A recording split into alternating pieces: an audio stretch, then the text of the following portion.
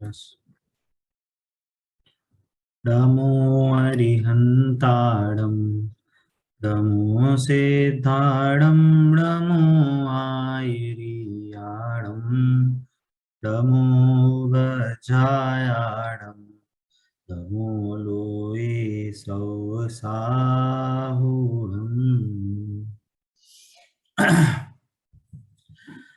अभी कुछ दिनों का जो गैप पड़ा उसके लिए क्षमा चाहते हैं, परंतु हमारी जो क्लास चल रही थी मंगल प्रज्ञा 3 का हमारा पाठ चल रहा था द्रव्य गुण पर्याय। इसको पाठ का नाम था अर्थव्यवस्था वस्तु व्यवस्था। इस चैप्टर के स्टार्टिंग में हम सब ने ये समझा था कि यदि हमें जिनवाणी में प्रवेश करना है, जैन धर्म के सिद्धांतों को यदि हमें समझना है, तो हमको द्रव्य गुण पर्याय या कहें अर्थव्यवस्था वस्तु व्यवस्था, इसको हमें समझना बहुत बहुत जरूरी है। यदि हम इसको नहीं समझेंगे तो हम जिनवाणी के एक भी सिद्धांत को नहीं समझ पाएंगे। जिनवाणी का एक कथन भी हम अपने जीवन में भी नहीं उतार पाएंगे। इसलिए ये कंसेप्ट बहुत जरूरी है, बहुत ही अनिवार्य है। सारे शास्त्र इस ही सिद्धांत को समझने पर हमें उन सारे शास्त्र हमें समझ में आ पाएंगे, है ना। इसलिए मैंने आपसे कहा था कि इस चैप्टर को हम बहुत धीमे से पढ़ेंगे, सारे कंसेप्ट को क्लियर करते हुए चलेंगे। थोड़ा सा ये पढ़ाई वाला है, इंटेलेक्चुअल चैप्टर है, समझने के लिए हो सकता है थोड़ा सा आपको श्रम लगेगा, परंतु आप साथ देना। जो भी चीज आपको डाउट है वो आप पूछिए, और ये इस चैप्टर के आप सभी लोग जरूर से जरूर नोट्स जरूर बनाइए खुद से। ये मैं इस मतलब कोर्स के लिए नहीं बोल रहा हूं, और ना ही मैं किसी एग्जाम की पर्पस के हिसाब से बोल रहा हूं। ये मैं आपके खुद के जीवन के मतलब कहना चाहिए एक ऐसे पड़ाव पे जहां पे हम जनवाणी समझने के लिए खड़े हुए हैं, तो हमें ये सिद्धांत को समझने के लिए थोड़ा सा ज्यादा एफर्ट लगाना पड़ेगा। इसलिए मैं चाहता हूं कि आप इसको जरूर से अपने इसके लिए नोट्स बनाएं, और आगे भी इसको बहुत ज्यादा जरूरत पड़ेगी तो इस नोट्स को और रिवाइज करना पड़ेगा, समझना पड़ेगा। तो ये नोट्स आप बहुत अच्छे से बनाएं, ठीक है। चलिए, हमने स्टार्टिंग में कुछ कुछ चीजें पढ़ी थी। क्या क्या पढ़ी थी वो एक बार देख लेते हैं। कि हमने सबसे पहले समझा था कि अर्थ का मीनिंग क्या है ना। अर्थ कहें, वस्तु कहें, द्रव्य कहें, अभी एक ही बात है ना। अर्थ कहें, वस्तु कहें, द्रव्य कहें, अभी एक ही बात है, अभी समझना, है ना। अभी ये वाला द्रव्य, ये वाला द्रव्य अभी डिफरेंट है ना। अगर आपको कंफ्यूजन हो रहा है तो इसको मैं हटा देता हूँ। चलिए, हाल फिलहाल अभी अपन हटा देते हैं। अर्थ कहें और वस्तु कहें अभी एक ही बात है। तो हमने अर्थ की क्या परिभाषा कही थी, या वस्तु की क्या परिभाषा कही थी, कि द्रव्य गुण पर्यायात्मक वस्तु होती है ना। क्या बोला था, जो भी वस्तु होगी, कोई भी वस्तु इस दुनिया में है, उसके तीन पार्ट होते हैं। क्या होते हैं तीन पार्ट, द्रव्य, गुण और पर्याय, है ना। इसको हम दूसरी भाषा में हमने बोला था द्रव्य अर्थ, गुण अर्थ और पर्याय अर्थ। ठीक है, सबको क्लियर हो रहा है ये, है ना। और हमने द्रव्य अर्थ का मीनिंग समझा था कि द्रव्य अर्थ क्या होता है ना। जैसे हमने विश्व की परिभाषा पढ़ी थी। विश्व की परिभाषा क्या पढ़ी थी, कि द्रव्यों के समूह को विश्व कहते हैं, है ना। तो वो वहां पे जो द्रव्य की बात थी, यहाँ पे वो द्रव्य ये वाला द्रव्य अर्थ नहीं था। जो इसको, इन तीनों के कॉम्बिनेशन को द्रव्य भी कह देते हैं, है ना। तो वहां पे उसका अर्थ था वस्तुआं, वस्तु, अनेक टाइप की वस्तुओं के समूह को विश्व कहते हैं, है ना। तो ये वाले द्रव्य और वो पद विश्व वाले में जो द्रव्य की वर्ड का जो आया है, यहाँ पे द्रव्य है, उसमें थोड़ा सा अंतर है। वहां पे द्रव्य को द्रव्य भी कह देते हैं, इस द्रव्य को, तीनों के कॉम्बिनेशन को द्रव्य भी कह देते हैं, क्योंकि ये द्रव्य बड़ी चीज है ना। द्रव्य यहाँ पे बड़ी चीज है, इसलिए उसको कॉम्बिनेशन में कह के कि गुण और पर्याय उसके साथ ही रहती हैं, इसलिए उसको द्रव्य भी कह देते हैं। इसलिए वो अभी उससे कंफ्यूज नहीं होना, ठीक है।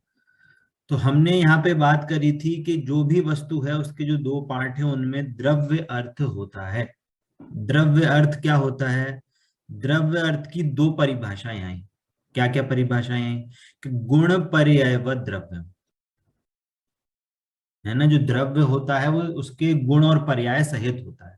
और क्या बोलते हैं कि गुण समुदायो द्रव्य, है ना। तो गुण, पर्याय और ये द्रव्य, है ना, इसके समूह को हम द्रव्य कहते हैं, वस्तु कहते हैं। तो वो द्रव्य, परंतु वो वास्तव में वो द्रव्य क्या है, वो द्रव्य एंटिटी क्या है? कि वो जो द्रव्य एंटिटी है वो अनचेंजेबल है,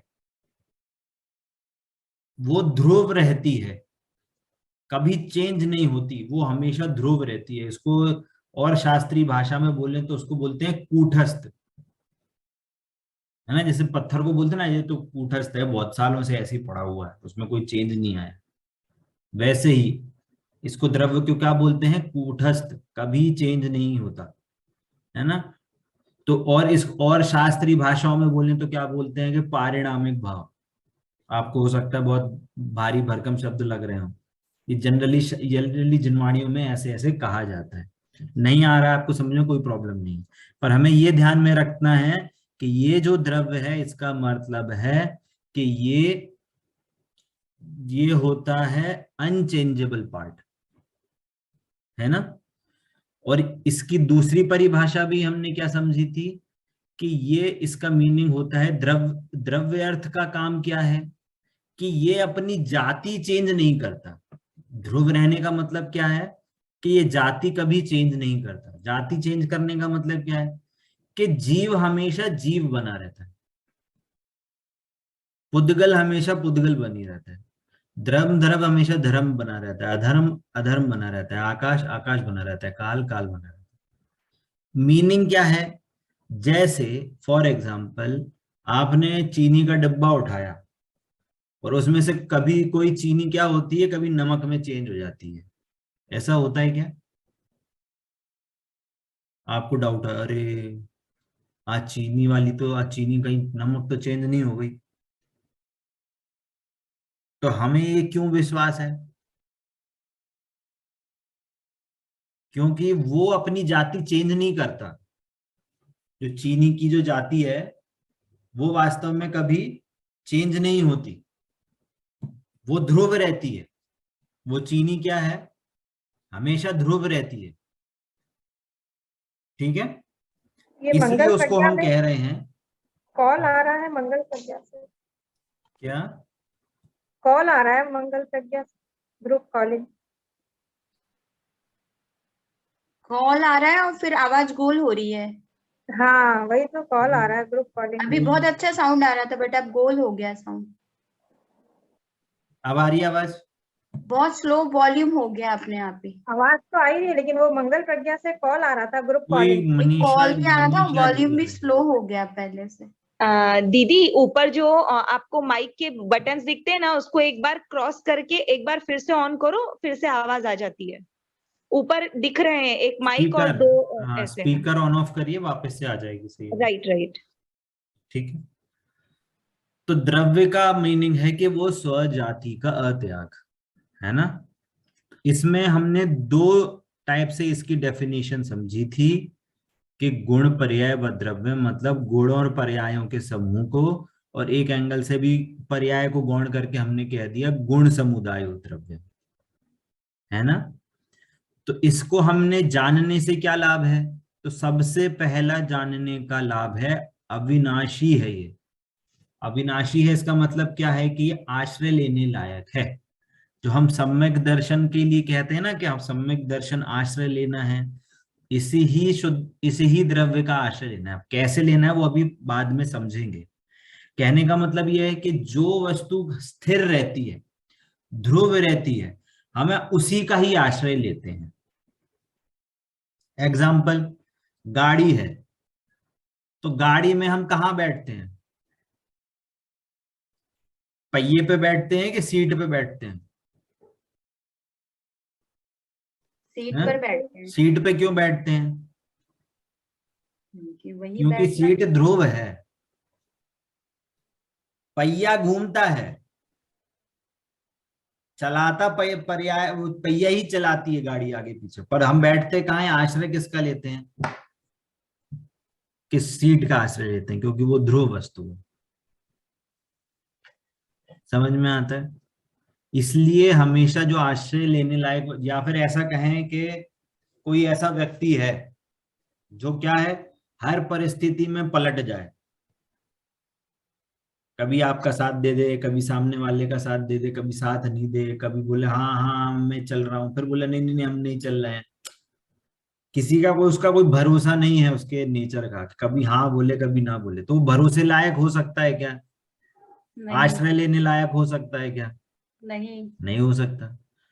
जो अपना नेचर सेम रखे, सही को सही बोले, गलत को गलत बोले, कुछ बोला नहीं चल पा रहे हैं या बोल रहे हैं हाँ हम चल पा रहे हैं, तो हम उसी व्यक्ति के साथ रहते हैं, उसी का ही आश्रय लेते हैं, कहने का मतलब है ना। जो चेंज होता है हम उसका आश्रय नहीं लेते। ठीक है। इसलिए द्रव्य को समझने से लाभ क्या है कि द्रव्य ही वास्तव में आश्रय लेने लायक वस्तु है। ठीक है। परंतु आश्रय लेने लायक है तो इसका मतलब यह है कि खाली डब्बा है क्या? खाली डब्बा नहीं है। हर द्रव्य में, हर वस्तु में अपनी अपनी क्वालिटीज होती हैं और वो स्वतः सिद्ध होती है। स्वतः सिद्ध है मतलब किसी ने ऐड नहीं करी, ऊपर से किसी ने डाली नहीं। वो हर वस्तु अपने में स्वतः सिद्ध अपनी क्वालिटीज एग्जिस्ट करती है। भैया जी, ये शक्कर वाला एक बार एग्जांपल और फिर से समझा दीजिए। शक्कर वाला मुझे समझ नहीं आया। चीनी मतलब नमक में चेंज हो जाता है। मतलब कह देखो, जैसे वो जो व्यक्ति है, व्यक्ति यदि अपना बात जो बोलता है उसको वो नकार देता है, कभी हाँ बोलता है कभी नहीं बोलता है, तो हम उसका भरोसा करेंगे क्या? नहीं करेंगे। कहा नहीं करेंगे। क्यों नहीं करेंगे? वो किसी बात पे स्थिर ही नहीं रहता। चेंजेबल है वो, कभी भी चेंज है, हमेशा चेंज हो जाता है। जो एग्जाम्पल जैसे हमने दिया चीनी का, तो चीनी का एग्जाम्पल इसलिए दिया कि चीनी कभी नमक में चेंज नहीं हो जाती, अपनी जाति को नहीं छोड़ती। मतलब कहने का मतलब यह है, नेचर में भी चीजें ऐसी एग्जिस्ट करती हैं जो अपनी जाति को कभी नहीं छोड़ती, और हम उन्हीं वस्तुओं का आश्रय लेते हैं। स्टेबिलिटी बोल सकते हैं। हाँ, स्टेबल रहती हैं। जैसे और क्या एग्जाम्पल है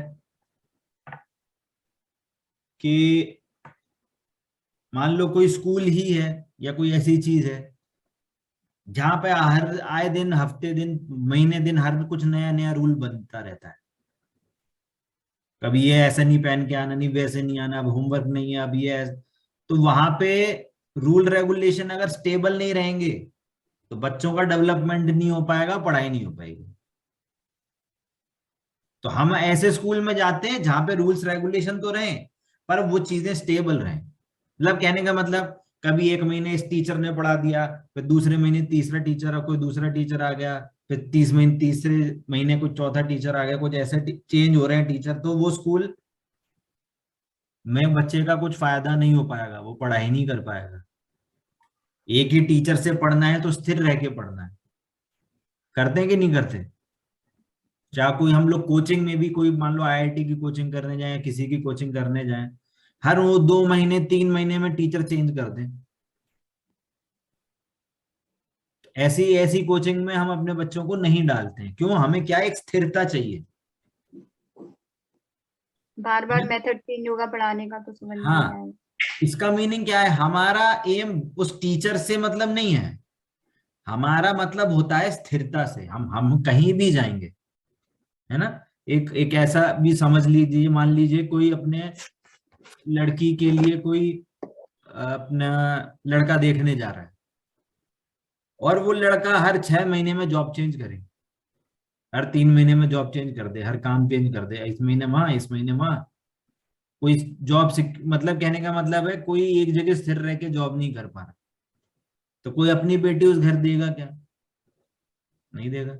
अब भले ही कितने करोड़ कमा रहा हो, कुछ कमा रहा हो, भैया जब हमें श्योरिटी नहीं है कि तुम कब कहाँ कैसे कैसे रहोगे, क्या जॉब करोगे, तो कौन अपनी बेटी उनके घर देगा, उस लड़के को सौंपेगा?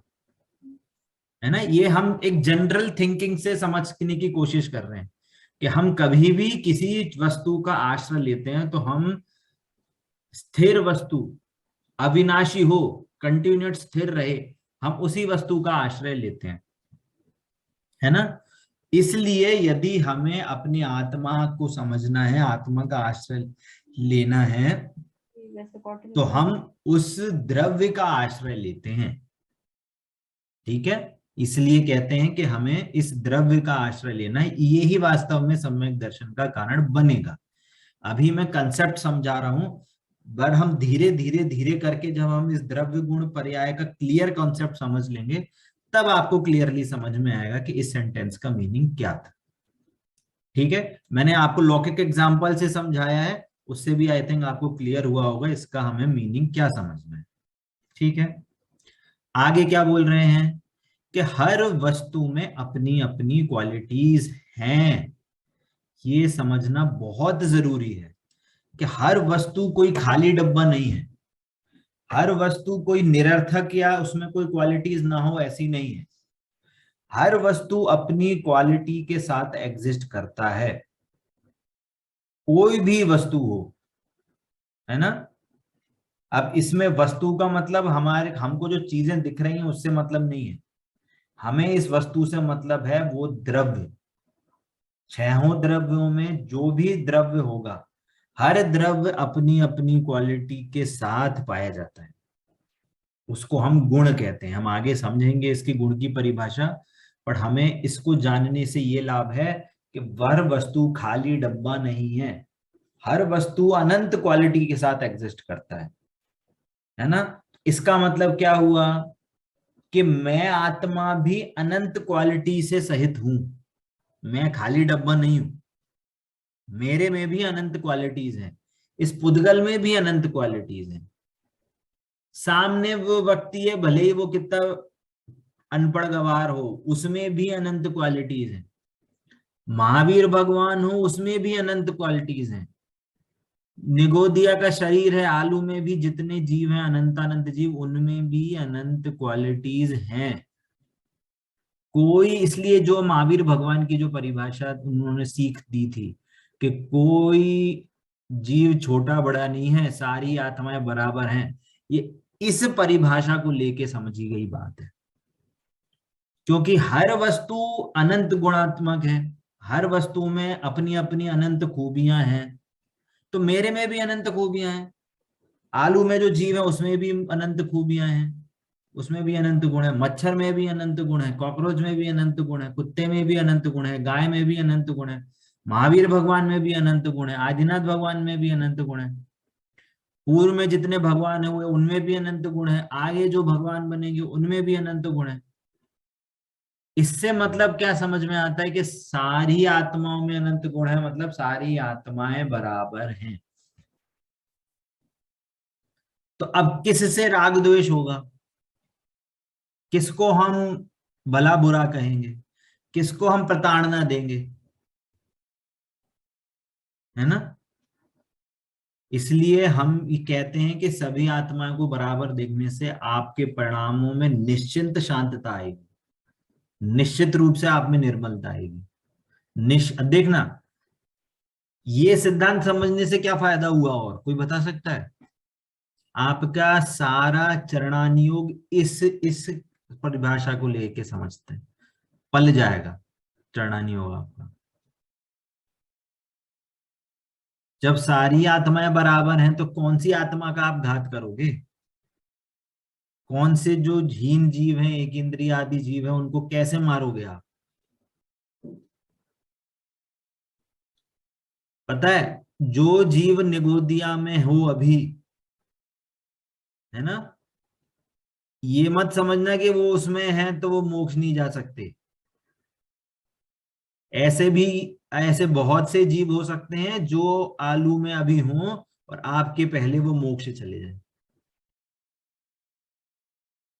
मतलब आलू के मैं एग्जांपल दे रहा हूं, पर आप कहीं भी लगाना, कोई भी छोटा से छोटा जीव हो, मच्छर हो, कीड़ा हो, चींटी हो, चींटा हो, कोई भी जीव हो, ये मत समझना कि जो हमसे छोटी नीच की गति के हैं वो हमसे पहले मोक्ष नहीं जा सकते, जा सकते हैं, है ना। और ऐसा भी हो सकता है आगे आने वाले कहना चाहिए, अभी तो नहीं, जो बाद के आई थिंक 24वें तीर्थंकर या ऐसे बाद के तीर्थंकर होंगे, या आगे आगामी काल के तीर्थंकर जो होंगे, वो हमारे आसपास ऐसे कीड़े मकोड़े बन के भी घूम रहे हैं। ऐसे भी हो सकता है। तो अभी मोक्ष तो नहीं गए वो, ना भी उनको सम्यक दर्शन हुआ होगा, अभी तो बहुत समय है। जो सम्यक दर्शन जिसको जाता है वो 8-9 भाव में, 10 मैक्स 10-15 भाव में वो मोक्ष जाता ही जाता है। तो वो तो बहुत छोटा सा समय है, अभी तो बहुत समय है जो आगे तीर्थंकर आदि बनेंगे। जो आदिनाथ भगवान कहते हैं ना, आदिनाथ भगवान के पोते मारीची थे, वो कौन थे? महावीर भगवान का जीव था, है ना। वहां से उनको सुनने में आया कि आप 24वें तीर्थंकर बनोगे।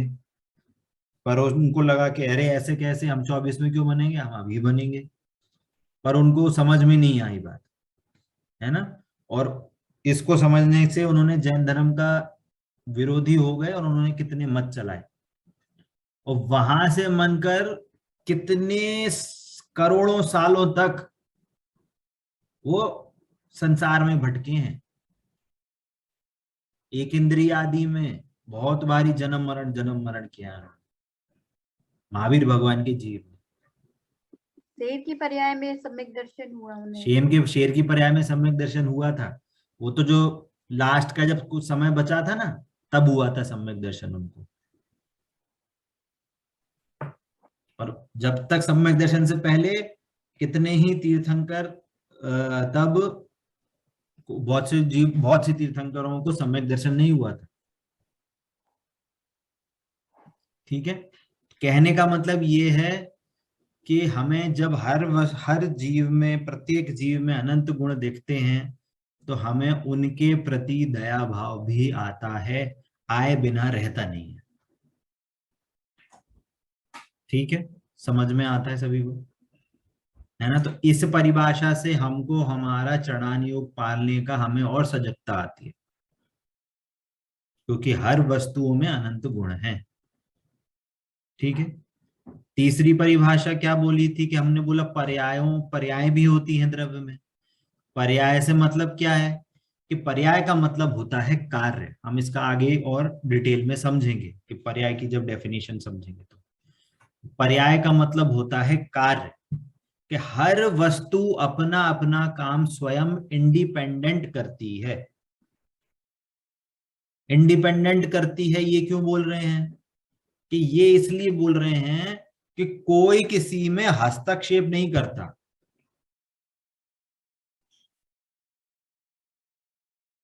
मतलब जो जिस गुण की पर्याय है, जो जिस द्रव्य की पर्याय है, वो उस द्रव्य के अकॉर्डिंग ही होती है। कोई किसी के कराने से वो काम नहीं होता। जैसे हमने क्या करना, पॉपकॉर्न बनाए, क्या बनाए, पॉपकॉर्न बनाने की कोशिश करी। आपने सेम आंच, सबके लिए सेम तेल डाला, सेम आंच डाली, सबके लिए सेम ही कुकर है। तो अब एक पॉपकॉर्न तो फूल गया, एक पॉपकॉर्न नहीं फूला, ऐसा क्यों?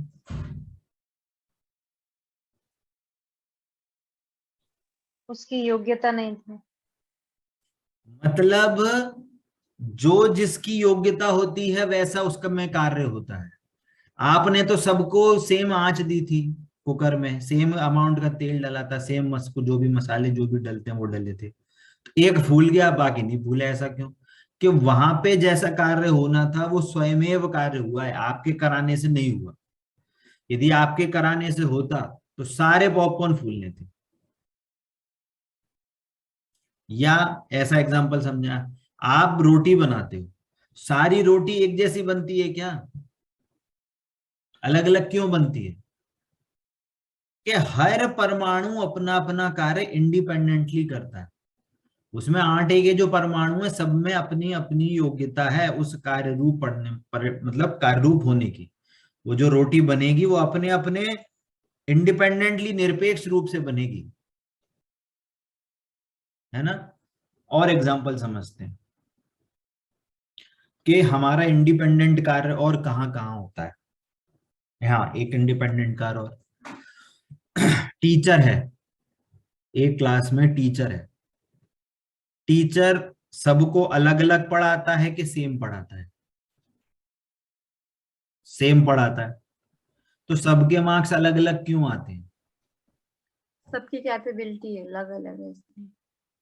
सब में समझने की सबकी योग्यता कैपेबिलिटी अलग अलग होती है। अलग इसका मीनिंग क्या है? कि सब अपना काम इंडिपेंडेंटली करते हैं। है। जिसकी, हाँ, इसका इंडिपेंडेंटली करने का मीनिंग क्या है? जिसकी जैसी योग्यता होती है वैसा काम जैसी होता योग्यता है। है ना। बाहर में तो टीचर तो सेम है ना। बाहर तो टीचर सेम है, पर तो भी सब बच्चे अलग अलग रूप से समझ पाते हैं क्योंकि उनकी जैसी योग्यता होती है वैसा जैसी काम योग्यता होता है ना। और एक एग्जांपल से समझते हैं। अब इसमें आप थोड़ा सा और और कहना चाहिए और घनिष्ठ एग्जांपल आ जाएगा। जैसे संतरा होता है, संतरा, है ना। संतरे का जो रेशा होता है ना, ऑरेंज कलर का अंदर गूदा, जो जिसको हम गूदा बोलते हैं, गूदा में भी उसमें अलग अलग ऐसे छोटे छोटे रेशे होते हैं। वही रेशे की बाउंड्री है, ये मान लो बाउंड्री है, और रेशे की बाउंड्री से चिपका हुआ क्या है? उसका बीज है। बताइए, जो कहें कि अभी अभी हम समझे कि ये जो रेशा है, नीचे वाला रेशा है, ऊपर वाला बीज है। तो रेशे के जो परमाणु हैं वो कैसे होंगे? मीठा, खट्टा मीठा स्वाद होगा उसमें, ऑरेंज कलर का होगा। और जो बीज है उसका उसका उसके उसके परमाणु कैसे होंगे? वाइट वाइट तो कलर का, कलर ग्रे कलर का होगा, और वो कड़वा होगा। तो ये किसने डिसाइड किया? तो बाय कि उन नेचर। परमाणुओं की वैसी योग्यता है, ये दोनों इंडिपेंडेंटली काम कर रहे हैं। वो परमाणु अगल बगल में ऐसे चिपके हुए हैं। ऐसा कभी नहीं होता कि नींबू के बगल में ऐसा हो तो वो रेशा, बगल वाला रेशा थोड़ा कड़वा कड़वा टाइप का हो। या एक आध नींबू के जो उसमें जो क्या कहते हैं, जो संतरे के बीज हैं, है ना, नींबू कह लो, संतरा कह लो, उसके जो बीज है वो थोड़ा सा, एक एक बीज क्या हो, थोड़ा सा खट्टा खट्टा खट्टा मीठा हो जाए। ऐसा नहीं होता। वो जो परमाणु है वो दोनों परमाणु अपना अपना काम करते हैं। पहला एग्जाम्पल तो मैंने दिया था कि अलग अलग वस्तुएं अपना अपना काम करती हैं। मैं बोल रहा हूँ जो पुद्गल पुद्गल भी एक साथ जो चिपके चिपके हुए हैं ना, वो भी अपना अलग अलग काम करते हैं। पुद्गलों में भी अपनी अपनी शक्ति होती है, पुद्गल के परमाणुओं में, है ना। जैसे जैसे अभी यहाँ पे क्या है, ऐसे तो हवा दिखती है। अब यहाँ पे पता है कितने ही, पता है, लोगों की आवाजें और वेव्स जा रही है यहाँ पे। किसी के व्हाट्सएप मैसेज जा रहा है, किसी का फोटो जा रही है, किसी की आवाज जा रही है, तो कॉलिंग कॉलिंग कर रहा है वो आवाज जा रही है। एक की कॉलिंग, एक का मैसेज एक दूसरे में मिक्स नहीं होता। किसी ने जय जिनेन्द्र भेजा हो तो किसी का जय रह जाए और जिनेन्द्र अकेला चला जाए, या जय जय चला जाए, जिनेन्द्र छूट जाए। ऐसा कभी नहीं होता। वो मैसेज बोले वो आंटी का कॉल जा रही थी, उससे हम टकरा गए इसलिए आधा मैसेज गया। नहीं, उद्गल में ऐसी शक्ति है कि वो एक दूसरे को इंटरफियर नहीं करते, किसी की कॉलिंग किसी से इंटरफेयर नहीं होती। तो यहाँ पे कितनी यहाँ पे अगर मैं यहाँ पे एक रिसीवर लगा दूं, मेरे पास ऐसा हार्डवेयर सॉफ्टवेयर हो, मैं यदि यहाँ पे रिसीवर लगा दूं ना और यहाँ पे मैं फ्रीक्वेंसी चेंज करूं, तो कौन किस फ्रीक्वेंसी पे बात कर रहा है, कौन किसका मैसेज व्हाट्सएप से कहाँ जा रहा है वगैरह वगैरह, जो इंटरनेट के सारी चीजें, वो सब चीज मैं यहाँ पे अपने मोबाइल पे देख सकता हूँ। परंतु उद्गल में ऐसी शक्ति है कि वो एक दूसरे से इंडिपेंडेंट रहते हैं। समझ में आती है बात? तो कहने का मतलब है कि द्रव्य हमेशा ध्रुव रहता है, वो द्रव्य कभी भी खाली डब्बा नहीं है, वो भी अनंत गुणात्मक है, और हर द्रव्य में अपना अपना कार्य होता है, इंडिपेंडेंट काम होता है ना। तो ये हमें समझना बहुत जरूरी है। ठीक है, इसको हमने थोड़े बहुत एग्जाम्पल से समझा है। अभी हमारी थोड़ी सी 1-2 क्लास में पढ़ाई होगी कि द्रव्य क्या होता है, गुण क्या होता है, पर्याय क्या होता है। फिर हम इसको 6 द्रव्यों पे घटाएंगे और उसकी अच्छे से डिटेल चर्चा करेंगे, तब आपको धीरे धीरे धीरे करके ये कंसेप्ट और क्लियर होगा, है ना। तो अभी आप थोड़ा सा धैर्य रखें, जो डेफिनेशन हम समझने की समझाने की कोशिश कर रहे हैं उसको समझें। नहीं समझ में आ रही है वापस पूछें, कोई प्रॉब्लम नहीं है। ठीक है, ये चैप्टर हम बहुत अच्छे से समझेंगे। टाइम थोड़ा सा डिले हो रहा है, अभी वापस से ज्वाइन करेंगे, क्लास बंद होने वाली है। ठीक है, तो उसकी आप बिल्कुल भी क्वेश्चन पूछने के लिए आप बिल्कुल भी संकोच नहीं करें। ठीक है, द्रव्य का मीनिंग समझ में आया सभी को?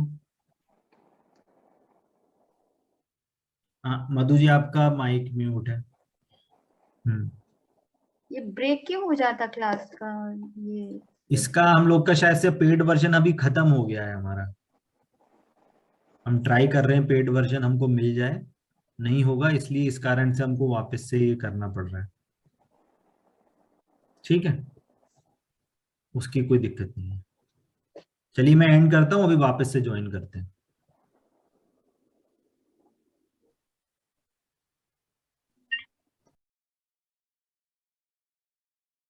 चलिए ठीक है, सभी को द्रव्य के बारे में समझ में आया? ठीक है, अब हम वापस से अपने चैप्टर की ओर चलते हैं, थोड़ी सी रीडिंग करेंगे उसके बारे में।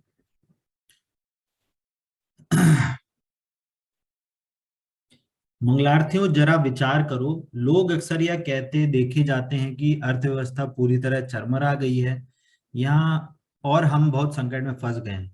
पर भाई अर्थव्यवस्था अपनी जगह इतनी अनुशासित है कि वह कभी चरमरा नहीं सकती। यहाँ पे जो वस्तु व्यवस्था अर्थव्यवस्था की बात है, इसका अर्थ है जो हम अर्थव्यवस्था हम जो इस चैप्टर में समझ रहे हैं, द्रव्य अर्थ, गुण अर्थ और पर्याय अर्थ। अर्थ अर्थात द्रव्य, अर्थ अर्थात गुण, अर्थ अर्थात अर्थ का मतलब पर्याय भी होता है। द्रव्य गुण पर्याय इन तीनों का वाचक अर्थ ही है ना। इतना ही नहीं वरन तीनों को मिलकर भी एक ही अर्थ के अंश हैं, अर्थात द्रव्य गुण पर्यायात्मक वस्तु को भी अर्थ कहते हैं। जो गुणों और पर्यायों को प्राप्त हो उसे द्रव्य कहते हैं। गुण पर्याय व द्रव्यम, ऐसा तत्वार सूत्र के 5वें अध्याय के 38वां सूत्र में, अर्थात गुण और पर्यायों के पिंड को द्रव्य कहते हैं, ऐसी परिभाषा आई है वहां। कहीं पर्यायों को गौण करके अथवा गुणों में गर्भित करके गुण समुदायो द्रव्यम ऐसा भी कहा जाता है, अर्थात गुणों के पिंड को द्रव्य कहते हैं, ऐसी भी परिभाषा आती है। इस न्याय से हम गुणों को गौण करके पर्यायों में अथवा पर्यायों में गर्भित करके पर्यायों के पिंड को द्रव्य कहते हैं, इस प्रकार की भी परिभाषा हम बोल सकते हैं। इस प्रकार द्रव्य को अनेकों प्रकारों से हम परिभाषित कर सकते हैं।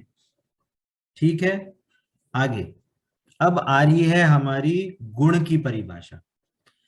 जो द्रव्य के संपूर्ण भागों में अर्थात प्रदेशों में, क्षेत्र में और उसकी सभी अवस्थाओं में, पर्यायों में, काल में रहता है, उसे गुण कहते हैं। क्या बोला? वापस से, ये बहुत समझने वाली बात है। क्या बोला? जो द्रव्य के संपूर्ण भागों में अर्थात उसकी संपूर्ण अवस्थाओं में रहते हैं उन्हें गुण कहते हैं। मतलब क्या है कि द्रव्य कितना भी बड़ा होगा, हर क्षेत्र में वो गुण पाया जाता है। जैसे हमने चीनी से चाशनी बनाई, गर्म हो गई तो क्या हुआ, चीनी ऊपर ऊपर मीठी हो गई और नीचे सिर्फ पानी पानी रह गया। नीचे की चाशनी क्या होती है?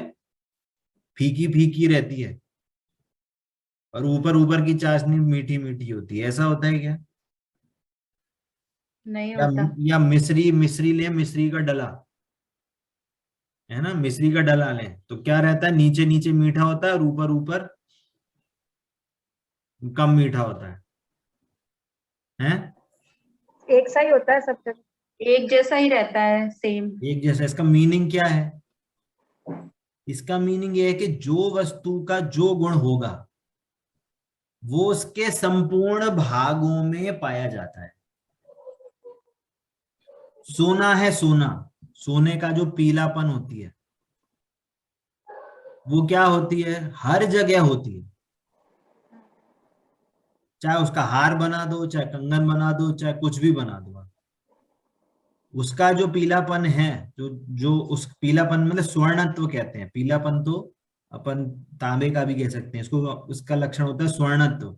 जो उसका स्वर्णत्व है वो उसके हर भाग में पाया जाता है। वो कभी ऐसा नहीं है कि एक जगह काला काला है तो दूसरी जगह ऐसा है, वो नहीं, वो स्वर्णत्व नहीं होगा।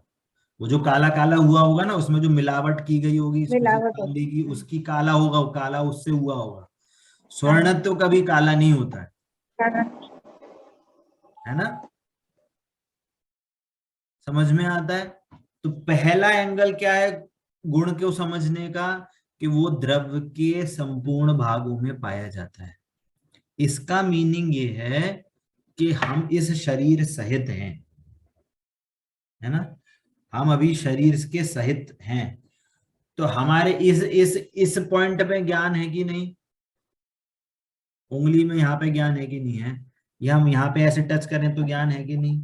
है। यहाँ पे ज्ञान है कि नहीं? पेट में टच करें ज्ञान है कि नहीं? पैर के नीचे तलवे पे टच करें तो ज्ञान है कि नहीं? है। इसका मीनिंग समझ में क्या आया? ज्ञान। आत्मा में अकेला हम समझ नहीं आता कि यहाँ पे सिर्फ सर के आसपास ज्ञान होता है। सोचने का काम कहाँ होता है? सर पे होता है। गलत। सब जगह ज्ञान। ज्ञान आत्मा में हर हर जगह जगह है ना? तो ये क्यों बोलते हैं कि सर में है ज्ञान, ब्रेन में ज्ञान होता है? शरीर में जो ऐसी एक्टिविटी होती है ना आत्मा के सापेक्ष, उसको कहते हैं ब्रेन। पर आत्मा होती है ना, आत्मा कभी ऐसे नहीं रहती एक एक जैसी। जब तक शरीर है तब तक आत्मा के प्रदेश हमेशा घूमते रहते हैं। क्या बोला? आत्मा के इंफॉर्मेशन है आपके लिए। प्रदेश। जब तक शरीर रहता है तब तक आत्मा के प्रदेश घूमते रहते हैं। प्रति समय हमेशा आत्मा के प्रदेश ऐसे ऐसे घूमते रहेंगे, नीचे से ऊपर, ऊपर से नीचे, ऐसे ऐसे हमेशा घूमते रहते हैं। हाथ में ऐसे, पैर में, सब जगह आत्मा के प्रदेश हमेशा सदा घूमते रहते हैं। पर क्यों घूमते हैं भैया जी? उसका क्या लॉजिक है घूमने इसका का? लॉजिक ये है, इसको कहते हैं आत्मा के प्रदेश को घूमने को बोलते हैं, इसको बोलते हैं परिस्पंदन। शास्त्रीय भाषा में वर्ड आता है परिस्पंदन। इसको कहते हैं योग। थोड़ी चर्चा अपनी अलग हो रही है। जो हम योग कहते हैं ना, मन वचन काय, तो ये होती है शरीर के सापेक्ष, मन वचन और ये काया। पर वास्तव में योग की परिभाषा है आत्मा के प्रदेशों में परिस्पंदन, हिलना, हिलन चलन। आत्मा के प्रदेश कभी एक स्थिर नहीं रहते, वो हमेशा हिलते चलते रहते हैं हमेशा। वो योग होता है, और इस योग के कारण कर्मों का आश्रय होता है। कर्मों के कारण आप इस योग के कारण कर्म आते हैं, कर्मों का आना होता है। और कर्मों का आना जब हुआ, उस टाइम आपके कैसे परिणाम हैं, उस टाइम आपके राग द्वेष कैसे हो रहे हैं, आपके परिणामों कितनी निर्मलता है, कितनी तीव्रता है, कितनी मलिनता है, उसके हिसाब से वो कर्म कन्वर्ट होके कितने पुण्य रूप होने हैं, कितने पाप रूप होने हैं, कितने खिर जाने हैं, वो उस परिणामों पे डिपेंड करता है। इसलिए अरहंत भगवान को योग तो है, कर्म तो आते हैं, परंतु मोह राग द्वेष है नहीं। तो जैसे ही आते हैं वैसे ही सारे खिर जाते हैं, उन्हें बंद नहीं होता, क्योंकि उनको मोह राग द्वेष परिणाम नहीं है। वो वीतरागी हो चुके हैं, सम्यक दृष्टि हो चुके हैं, केवल ज्ञान हो चुका है। कोई भी ऐसा परिणाम नहीं है जो कर्म बंधन कराएगा, परंतु योग रहता है, क्योंकि शरीर है अभी। तो कर्म तो आते हैं धड़ाधड़, आते हैं तुरंत गिर जाते हैं, आते हैं तुरंत गिर जाते हैं, है ना। चलो थोड़ी सी एक्स्ट्रा बात हो गई, वापस से आते हैं। क्या बोला कि जो भी गुण होता है वो द्रव्य के संपूर्ण भागों में पाया जाता है, पहला पॉइंट। दूसरा पॉइंट क्या है कि जो गुण होते हैं ना, गुण वो द्रव्य के संपूर्ण अवस्थाओं में पाए जाते हैं। क्या बोला, जो गुण होंगे ना वो द्रव्य के संपूर्ण अवस्था में पाए जाएंगे। ऐसा नहीं होगा कि यदि उस द्रव्य की अवस्था चेंज होगी तो तो जो गुण है वो कम हो जाएगा, या गुण है ना नाश हो जाएंगे। ऐसा नहीं हो सकता। जैसे चाहे सिद्ध भगवान हो, चाहे कोई हाथी हो, कुत्ता हो, बैल हो, कुछ भी हो, नारकी हो, देव की पर्याय में जाए, कहीं भी जाए, चाहे एकदम छोटे से छोटा निगोदिया शरीर में भी जाए, आत्मा का ज्ञान गुण है वो कभी नष्ट नहीं होता। भले ही वो एकदम सबसे नीच गति एक इंद्रिय जीव में भी चला जाए जीव, तो भी उसका ज्ञान गुण कभी नष्ट नहीं होता। बोलो कितनी बड़ी गुड न्यूज है। गुड न्यूज क्यों है कि आज तक उस ज्ञान गुण में कोई इफेक्ट नहीं आया, चाहे कोई भी कर्म का उदय हो, कैसा भी कर्म का उदय हो, चाहे नार की नरक गति मिल जाए, मार रहे हैं, पीट रहे हैं, पूरा शरीर अलग अलग हो गया, हाथ कट गए, पैर कट गए, पारद सा शरीर हो गया, फिर वापस से मिल गया, असंख्यात बार कटता है, पिटता है, कटता है, पिटता है, तो भी ज्ञान गुण में कोई इफेक्ट नहीं होता। जब ज्ञान गुण में इफेक्ट नहीं होता भैया जी, तो हम पुद्गल का तो इतना वो करते हैं, मतलब कि ये शरीर का ये हो गया, वो हो गया, ऐसा हो गया, और हम अपनी आत्मा के लिए नहीं वो करते, मतलब इतनी केयर नहीं करते, मतलब आत्मा को जानने में उसमें समय नहीं लगाते, और पुद्गल में हम इतना समय वेस्ट करते हैं। तो हमें ये ज्ञान गुण, ऐसा ज्ञान पहले से क्यों नहीं होता जन्म से? पहले से इसलिए नहीं होता क्योंकि पहले से आदत पड़ी हुई है। पहले की आदत क्या पड़ी है कि जो शरीर मिलता है उस रूप अपने आप को मानने लगते हैं, और ये अभी की आदत नहीं है, ये अनादि से चलता आ रहा है। जो जो शरीर जैसा जैसा मिलता है उस रूप हम अपने आप को मानने लगते हैं। तो जैसी शरीर की कंडीशन होती है वैसी कंडीशन अपनी मान लेते हैं, ये होता है मोह। और जैसी कंडीशन हुई फिर वैसे परिणाम हुए, हाय तौबा, हाय तौबा, राग द्वेष करने लग जाते हैं उसके हिसाब से। यदि हम अपने स्वभाव को जानेंगे, अपनी आत्मा को जानने की कोशिश करेंगे, उसकी रुचि करेंगे, तो हमें क्लियर बात होगा कि शरीर मेरे से भिन्न है और मैं आत्मा हूं। तो हमारा एफर्ट आत्मा की केयर में जाने लगेगा। तो आत्मा का ज्ञान गुण आत्मा को नहीं जान पाता शुरू से कि वो आत्मा में कितने सारे गुण हैं, और नहीं जानता, नहीं, आदत पड़ी हुई है ना पुरानी। गुजरात में एक बहुत बड़े महात्मा हुए हैं, है ना। पहले वो श्वेतांबर में थे, बाद में फिर उन्होंने दिगंबर तत्व अपनाया। तो जब लास्ट लास्ट का उनका समय आया तो उनकी जो बॉडी थी वो बहुत शिथिल हो गई थी, मतलब इतनी शिथिल के पसलियां दिखती थी। तो किसी ने उनसे पूछा कि आप इतने त्यागी व्रती हो तो आप शरीर को इतना ध्यान, आप अपना ध्यान क्यों नहीं देते, मतलब इतना कमजोर हो रहा है आपका शरीर, आप कमजोर शरीर से अपनी साधना कैसे करोगे। तो ऐसा क्वेश्चन उनसे पूछा तो उन्होंने क्या आंसर दिया कि आपके पास 2 बागान हैं। क्या है? 2 बागान है और पानी देने का पाइप एक ही है। तो एक जो पाइप है वो एक ही जगह लग सकता है, चाहे वो इधर राइट साइड वाला बागान में लगाओ चाहे लेफ्ट साइड बागान में लगाओ। तो जहां जैसा पानी दोगे उसके हिसाब से वो बागान खिलेगा फूलेगा। वैसे ही हमारा जो एक ज्ञान है, ज्ञान के लिए 2 ही बागीचे हैं, या तो आप इस शरीर के रूपी बागान में लगा लो एनर्जी उस ज्ञान को, या फिर आप आत्मा में लगा लो। तो उन्होंने क्या बोला, मैंने अपना पूरा ज्ञान का जो वो है ना सोर्स, वो मैंने अपने आत्मा के बागान में लगा लिया है। शरीर के बागान में मेरे को बिल्कुल भी चिंता नहीं है। और मैं मेरे अगर आत्मा के बारे में पूछोगे ना, मेरे एकदम आत्मा का बगीचा एकदम खिला खिला सा है, एकदम बढ़िया हरियाली छाई हुई है। भले ही बाहर में कुछ होता जाए, मेरे को उससे कोई लेना देना नहीं है। ये चीज क्या बोलती है कि आज तक हम अपनी एनर्जी पर में लगाए हुए हैं। आज तक हम एनर्जी हमने क्या करी है, आसपास की चीजों को बटोरने में, आसपास की चीजों से अपने को अच्छा बुरा मानते हैं। इस शरीर की कंडीशन क्या होती है उससे अपने को अच्छा बुरा मानते हैं। ये गलती आज तक होती जा रही है ना। अब वापस से आते हैं कि गुण की परिभाषा क्या थी, कि जो द्रव्य के संपूर्ण भागों में और संपूर्ण अवस्थाओं में पाए जाते हैं उन्हें गुण कहते हैं।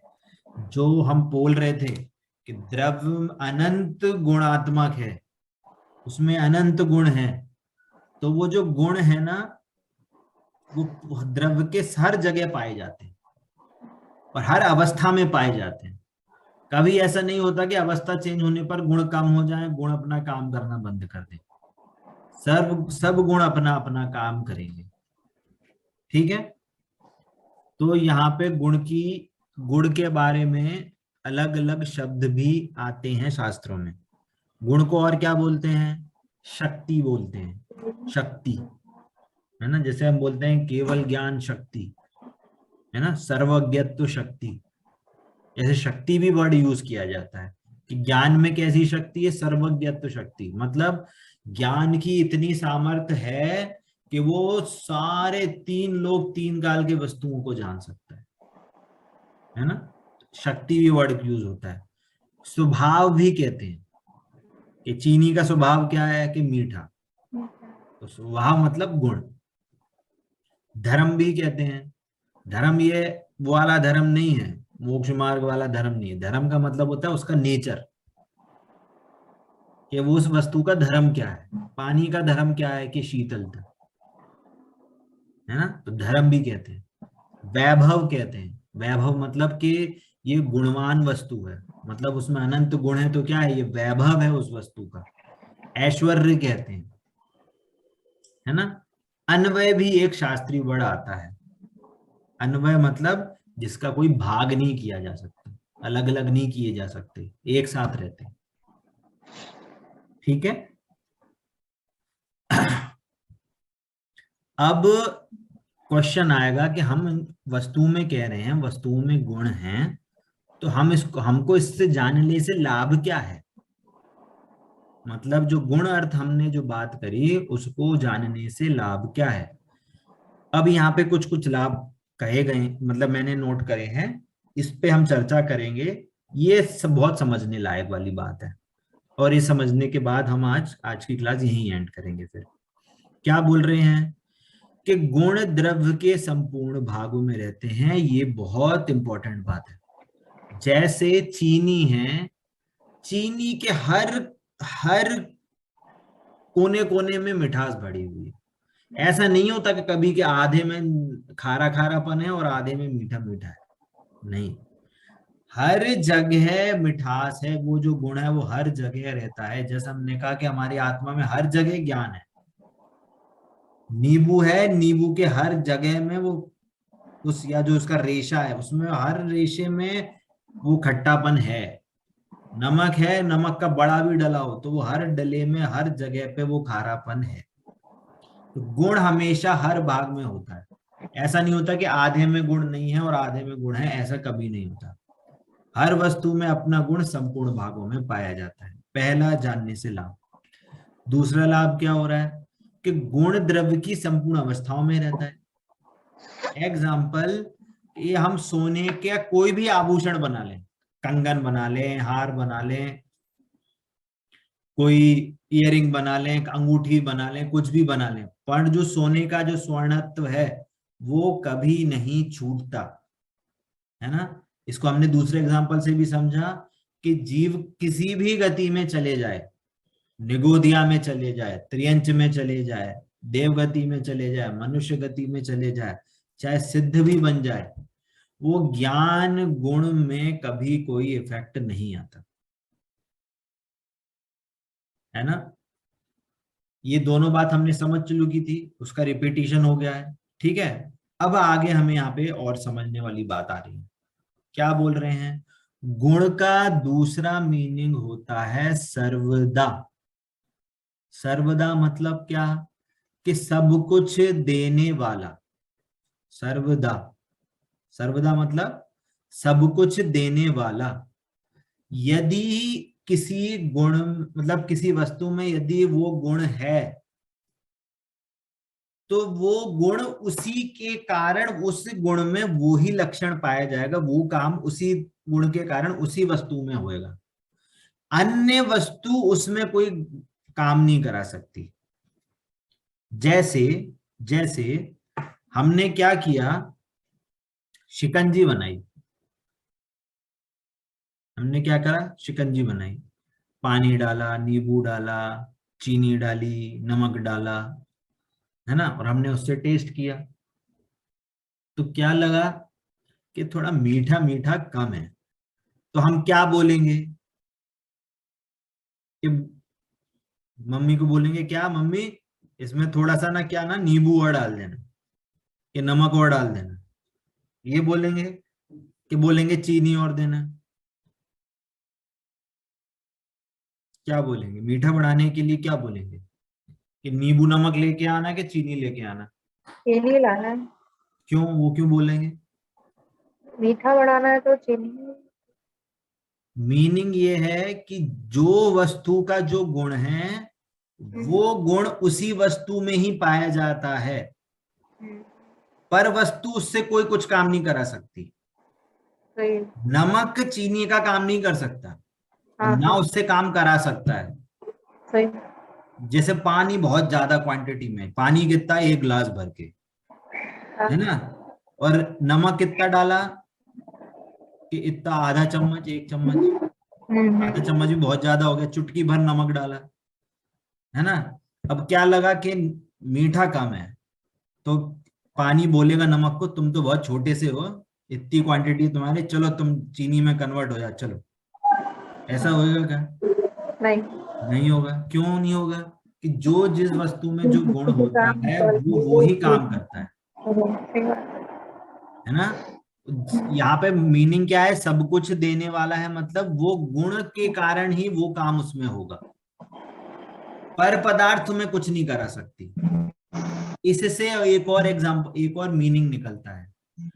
जो सुख चाहिए ना, सुख, हमें सुख चाहिए, वो आत्मा में, मुझ में, खुद स्वयं में है। क्या है वो जो सुख कहते हैं ना कि मेरे को सुख चाहिए, वो सुख स्वयं मुझ आत्मा में है। मेरे आत्मा के आश्रय से ही मेरे में सुख उत्पन्न होगा। परंतु हम क्या समझते हैं कि ये मोबाइल से मैं सुखी हो रहा हूँ, क्या हो रहा है, इस लैपटॉप से मैं सुखी हो रहा हूँ, इस घर गृहस्थी से मैं सुखी हो रहा हूँ। ये गलत मान्यता है, ये गलत काम हो रहा है। आज तक जो यही काम करते आने के, हम पर वस्तु में सुख घूमते आ रहे हैं, पर वास्तव में सुख गुण किस में है? सुख गुण तो आत्मा में है, वो आज तक हमने जाना नहीं। इसलिए यदि हम ये जान लेंगे कि सुख जो है वो आत्मा का गुण है, इसलिए हम आत्मा में चेष्टा करेंगे कि मेरे को सुख उत्पन्न हो। क्लियर होता है सभी को? आया समझ में? नहीं आया समझ में? हार्ड तो नहीं पड़ रहा? हार्ड पड़ रहा है क्या? नहीं भैया जी, आ रहा है समझ में। ठीक है, चलिए, बहुत बढ़िया। 4th पॉइंट, सभी द्रव्य में समान गुण हैं, किसी में कम ज्यादा नहीं है। हर वस्तु अनंत गुण को धारण करती है, पर अनंत में भी ऐसा नहीं है किसी में कम अनंत है, किसी में ज्यादा है, ऐसा नहीं है। हर वस्तुओं में अनंत गुण है, सब सेम नंबर ऑफ गुण है सब में। आप में भी अनंत गुण है, मेरे में भी अनंत गुण है, सिद्ध भगवान में भी अनंत गुण है, निगोदिया में भी अनंत गुण है, बाहर चलते हुए जितने भी त्रियंश है, कुत्ता बिल्ली गाय भैंस, वो सब में अनंत गुण है। पुद्गल में भी अनंत गुण है, धर्म द्रव्य अधर्म द्रव्य आकाश काल सब में अनंत गुण है। तो सब अनंत गुणमयी है, तो किसी से क्या बैर करें, क्या किसी से दोस्ती करें,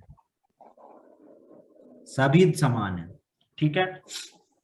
5th पॉइंट, सभी द्रव्य अपने अपने क्षेत्र में रहकर अपने अपने काम करते हैं, कोई किसी को डिस्टर्ब नहीं करता। सब में अनंत गुण हैं, ना गुण बढ़ सकते हैं ना गुण कम हो सकते हैं। तो जो भी काम होता है सब अपने अपने क्षेत्र में रहकर काम करते हैं।